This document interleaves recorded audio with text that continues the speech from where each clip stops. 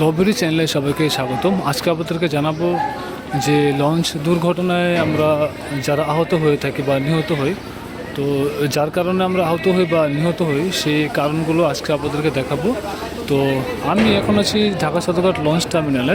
তো আমার ডান পাশে হচ্ছে সুন্দরবন 15 এবং বাম পাশে হচ্ছে পারাবত 12। তো আমি জাস্ট আপনাদের এইটুকুই সতর্ক থাকার জন্য বলতেছি যে আসলে আপনারা কী কারণে আপনারা সাবধানে থাকবেন। সেটি হচ্ছে প্রধান কারণ হচ্ছে, আমি আপনাদের সেটি বলি, এই দেখতে পাচ্ছি এখানে আলাত দিয়ে লঞ্চটিকে বেঁধে রাখা হয়েছে। আলাত দিয়ে দেখতে পাচ্ছেন যে এখানে মোটা যে যে তার দেখতে পাচ্ছেন, এগুলো কিন্তু অনেক শক্ত এবং মজবুত। এগুলো থেকে সাবধান থাকবেন। সাবধান বলতে এই যে এখানে লাল দাগ দেখতে পাচ্ছেন, এখানে আলাদার সাথে কিন্তু লাল দাগ দেওয়া রয়েছে। এই লাল দাগের ভিতরে যাবেন না, আপনারা এই পাশে মাঝখানে বাইরে থাকবেন।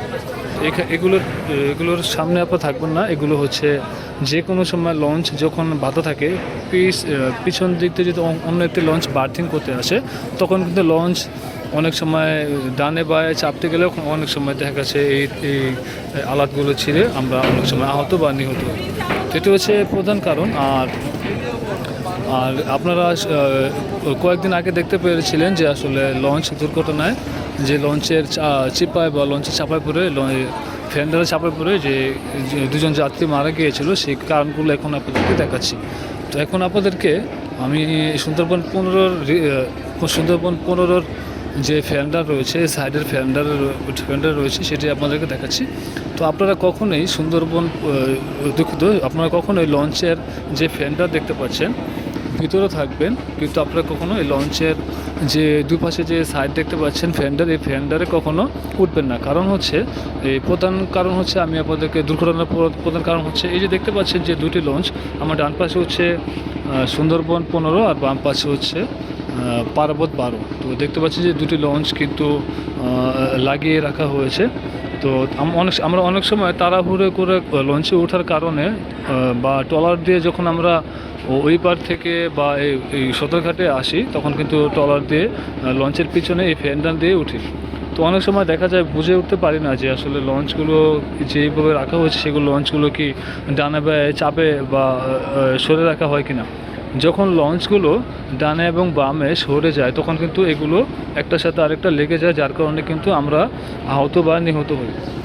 তো এখানে দেখতে পাচ্ছেন যে লঞ্চে দুটি লাগিয়ে রাখা হয়েছে এই পাশে, এবং পিছনে কিন্তু অনেকটাই গ্যাপ রাখা হয়েছে। তো পিছনে গ্যাপ রাখা হয়েছে তার কারণ হচ্ছে সামনে যে ফ্রন্ট সাইড রয়েছে, সেই ফ্রন্ট সাইডে কিন্তু মাথা দুটি ফ্রন্ট সাইড কিন্তু একপাশে লাগিয়ে রাখা হয়েছে, আর পিছনের সাইড শুধু ফাঁকা রাখা হয়েছে। তো আমি এতটুকু আপনাদেরকে সাবধান হওয়ার জন্য বলতেছি, সেটি হচ্ছে আপনারা কখনোই লঞ্চের এই ফেন্ডারে উঠবেন না।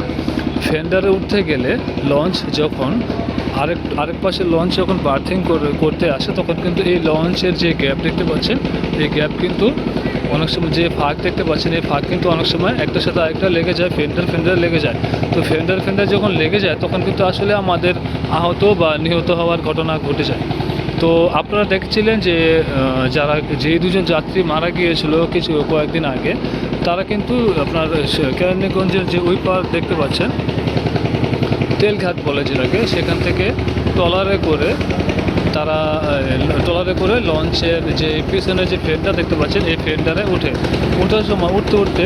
অপর পাশে যে আরেকটি লঞ্চ ছিল, ওই লঞ্চটি তার পাশে চাপতে একবার চাপতে তারা বুঝে ওঠার আগেই ওই যাত্রীগুলো বুঝে ওঠার আগেই সেই লঞ্চগুলো চেপে যাওয়ার কারণে ওই লঞ্চের যে চিপার রয়েছে, লঞ্চের যে ফাঁক রয়েছে, ফাঁক এই গ্যাপটি অনেকটাই ছোট হতে চাপা দেওয়ার কারণে কিন্তু ওই দুজন যাত্রী সরে ওঠার বা উঠে যাওয়ার আগে, লঞ্চে ওঠার আগে কিন্তু লঞ্চে যে ফেন্ডার রয়েছে, ফেন্ডারে লেগে তার সেই ঘষায় সেই ফেন্ডারে পিষ্ট হয়ে সেই দুজন সাথেই ঘটনাস্থলে মারা যায়। তো আপনারা যারা লঞ্চে যাতায়াত করেন তারা সাবধানে থাকবেন।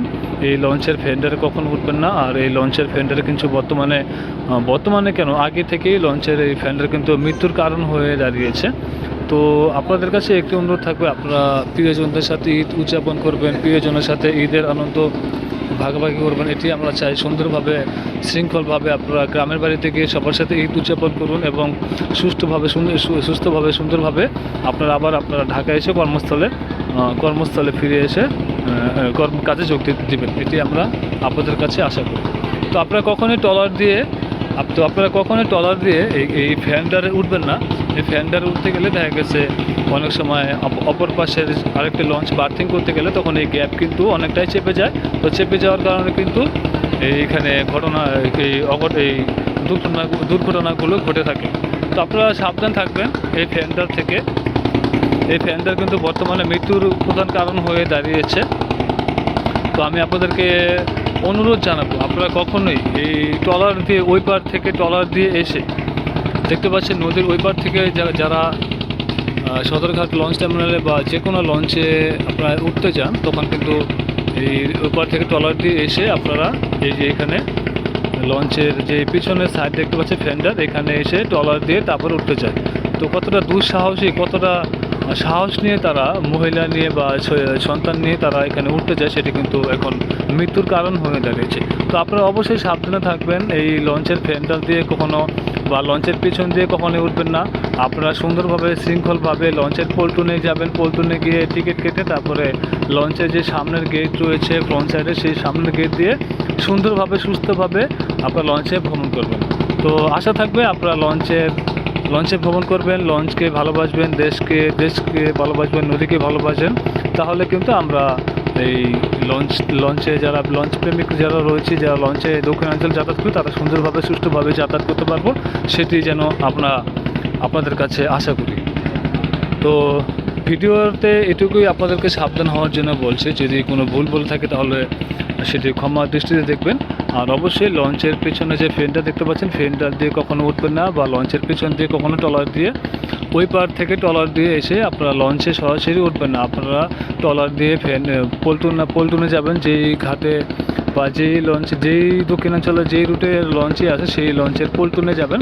পল্টনে গিয়ে 10 টাকার টিকিট কেটে তারপর আপনারা সুন্দরভাবে সুস্থভাবে লঞ্চে ভ্রমণ করবেন, এটি আমরা আশা করি। তো এই ছিল আজকে আপনাদেরকে এই যেখানে দুর্ঘটনা ঘটে মারা যায় যাত্রীগুলো, সেখান থেকে সেই সেখানকার ভিডিওগুলো দেখালাম। তো আশা করছি ভিডিওটি আপনাদের ভালো লেগেছে। তো ভিডিওটি ভালো লাগলে ভিডিওতে লাইক দিয়ে দেবেন, আর চ্যানেলে নতুন থাকলে চ্যানেলটি সাবস্ক্রাইব করে দেবেন। তো ভিডিওটি দেখার জন্য আপনাদেরকে অসংখ্য ধন্যবাদ।